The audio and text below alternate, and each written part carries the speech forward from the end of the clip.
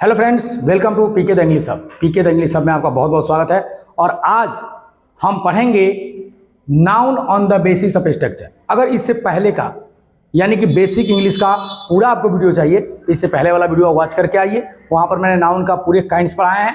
अब मैं एक एक करके सबको बारी बारी से पढ़ाने जा रहा हूँ, ठीक है। तो noun on the basis of structure को पढ़ेंगे, यानी कि बनावट के आधार पर संज्ञा का वर्गीकरण। बनावट मतलब इस दुनिया में जितने भी व्यक्ति है, वस्तु है, स्थान है, सबका बनावट है और बनावट के आधार पर उसका नाम दिया गया है। तो उसी बनावट के आधार पर नाउन को 5 भागों में बांटा गया है। कुछ नाउन प्रॉपर है, कुछ नाउन कॉमन है, कुछ नाउन कलेक्टिव है, कुछ नाउन मटेरियल है और कुछ नाउन अब्स्ट्रैक्ट है। यानी कुछ व्यक्तिवाचक है, कुछ जातिवाचक है, कुछ समूहवाचक है, ठीक। कुछ जो है कि आपको क्या बोलते हैं मटेरियल मतलब कि धातुवाचक बोलिए, और कुछ अब्स्ट्रैक्ट यानी भाववाचक, ठीक। ये हमारे पास 5 प्रकार के नाउन, एक एक करके सबका डिस्कस करते हैं। प्रॉपर नाउन किसे कहते हैं? तो जिस नाउन से किसी खास व्यक्ति, वस्तु, स्थान का नाम का बोध हो उसे कहते हैं प्रॉपर नाउन। जैसे मान लीजिए कि यहाँ पर राम है।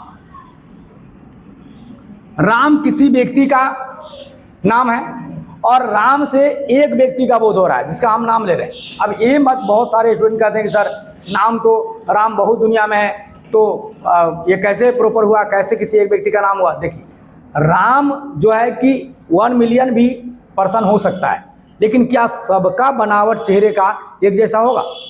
मान लो किसी की शादी हो गई तो कोई राम के पत्नी को कोई राम जाके बिदागरी करा के ले आएगा? नहीं ना। तो इसीलिए जितने भी राम होंगे on the basis of the structure यानी फेस के बनावट के आधार पर एक ही होगा। तो जितने भी दुनिया में जो है आपको वह व्यक्ति, वह वस्तु, वह स्थान जिससे एक का बोध होता है वो सब का सब प्रॉपर है। जैसे राम श्याम, सीता गीता, दिल्ली कोलकाता, शिवहर बिहार, इंडिया, ये सब कौन नाउन है? Proper noun. इससे एक व्यक्ति, एक स्थान, एक देश, एक लड़की इत्यादि का बोध हो रहा है। इसकी विशेषता क्या है, क्यों पढ़ते हैं? तो राम जो है आपका जो है प्रॉपर नाउन, वह जो भी प्रॉपर नाउन है वो हमेशा सिंगुलर में रहेगा। इसका प्लूरल कभी बनता नहीं है और कोशिश भी मत कीजिएगा, क्योंकि मैं क्लियर कह दिया कि कभी भी प्रॉपर नाउन को प्लूरल में हम नहीं बदल सकते। अब आते हैं क्या कॉमन नाउन। कॉमन नाउन क्या है?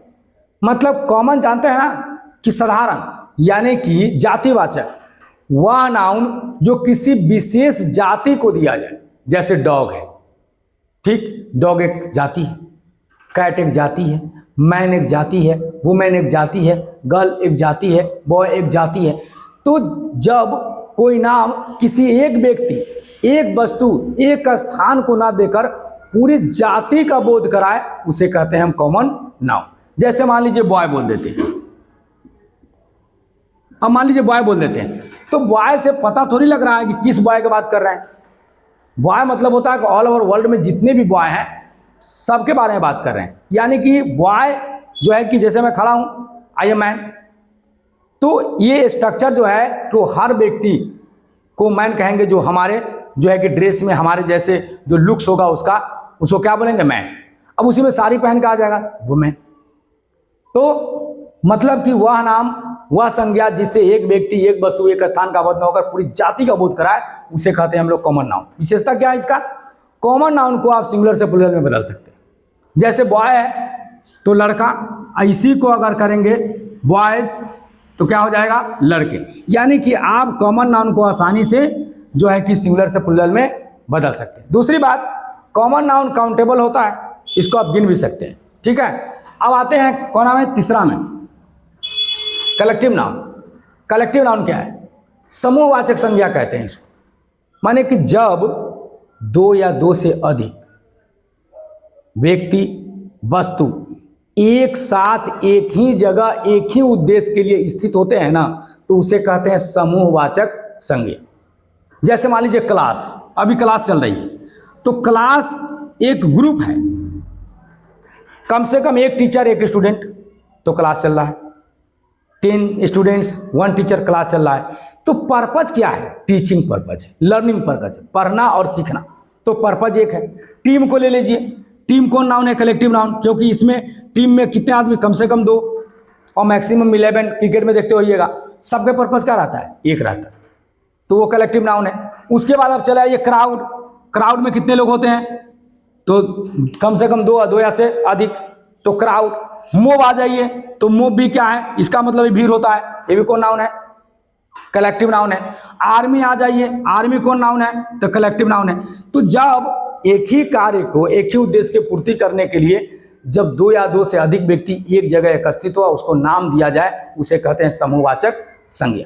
इसे समूह का बोध होता है। इसका विशेषता क्या है, क्यों पढ़ते हैं इसको हम, तो देख लीजिए, हम बताते हैं आपको। मेनली इसको हम लोग इसलिए पढ़ते हैं क्योंकि क्राउड हो, चाहे मोब हो, चाहे आपको मान लीजिए क्लास हो, ये भले ही जो है कि इसमें व्यक्ति की संख्या एक से अधिक रहती है, लेकिन फिर भी ये सिंगुलर में रहता है। किस में रहता है, सिंगुलर में। अब देखिए, मैं आपको लिए चलता हूं थोड़ा एग्रीमेंट में। एग्रीमेंट में आ जाइए, यहां पर एग्रीमेंट में मान लीजिए कि यहां पर आ जाएगा crowd dot dot dot dot running, RNNI।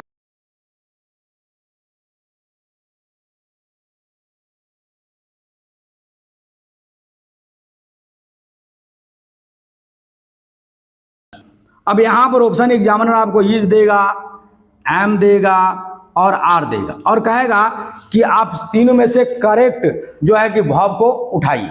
ठीक, तो यहां पर अगर बच्चे नहीं जानते हैं कलेक्टिव नाउन की जो है कि विशेषता नहीं जानते हैं, उसके बारे में नहीं जानते हैं, तो उनको लगेगा क्राउड में बहुत सारे लोग होते हैं तो ये प्लूरल ही होगा, वो क्या ले लेंगे, आर। लेकिन आप ऐसे मत करना। क्राउड मतलब कलेक्टिव नाउन, और कलेक्टिव नाउन के श्रेणी में जितने भी आएगा, टीम आए, बंच आए, क्लास आए, है ना, आर्मी आए, कुछ भी आए, वो भले ही जो है कि ये ग्रुप ऑफ पर्सन है, ये ग्रुप ऑफ थिंग्स है, ठीक, ग्रुप ऑफ पीपल है, लेकिन हमेशा सिंगुलर में रहता है, और इसको आप चाहकर भी प्लूरल में नहीं बदल सकते। बात समझ में आई? चलिए, अब आपको हम लिए चलते हैं अगला नाउन।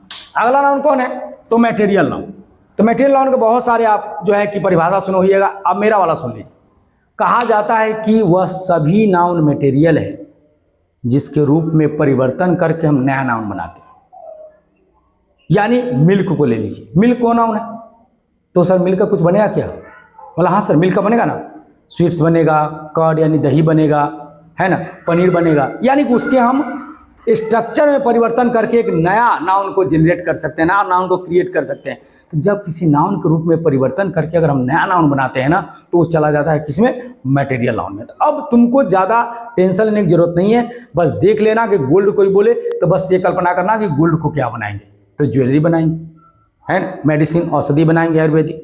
तो जिस नाउन के रूपांतरण करके अगर एक नया नाउन बनाया जा सके उसे कहते हैं मटेरियल नाउन। सर पढ़ते क्यों है, तो पढ़ते इसलिए हैं कि मान लीजिए मटेरियल नाउन अगर सब्जेक्ट बनकर आता है तो वो सिंगुलर रहेगा या प्लूरल, ये सबसे बड़ा सवाल रहता है। तो वो हमेशा सिंगुलर रहेगा।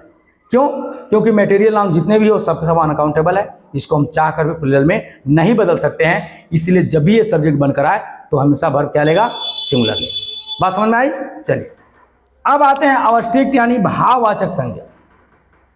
तो एक नाम से ही पता लगता है ना कि भाववाचक, यानी कि ये वैसा नाउन जिसको ना हम देख सकते हैं, जिसको ना हम छू सकते हैं, ठीक, सिर्फ महसूस करते हैं, ओनली वी कैन फील, है ना, हम महसूस कर सकते हैं, उसे कहते हैं अवस्थित नाउन। जैसे एयर है, दिखाई नहीं देता, कोल्ड है, दिखाई नहीं देता, हॉट है, दिखाई नहीं देता, लव है, दिखाई नहीं देता, हैट नफरत है, दिखाई नहीं देता, ब्रदरहुड दिखाई नहीं देता, परफ्यूम दिखाई नहीं देता, सेंट दिखाई नहीं देता। ये सब जितने न दिखाई देने वाले और न टच करने वाले जितने भी नाउन हैं, वो सब के सब जो है कि आपको अवस्थित नाउन में है। गॉड है, वो सब अवस्थित नाउन, फैंटम है, भूत है, वो सब घोस्ट है, सब अवस्थित नाउन में आएगा। ठीक, तो अवस्थित नाउन की विशेषता क्या है, क्यों पढ़ते हैं, तो अगर अवस्थित नाउन सब्जेक्ट बनकर आता है तो याद रखिएगा कि हमेशा सिंगुलर है और सिंगुलर वर्ब लेगा। इसको चाह कर भी हम नहीं बदल सकते। तो मैंने आपको ये पूरे 9 नाउन पढ़ा दिए, पूरे नाउन की विशेषता बता दी। अब आपको वीडियो कैसी लगी हो मुझे कमेंट में जरूर बताइएगा।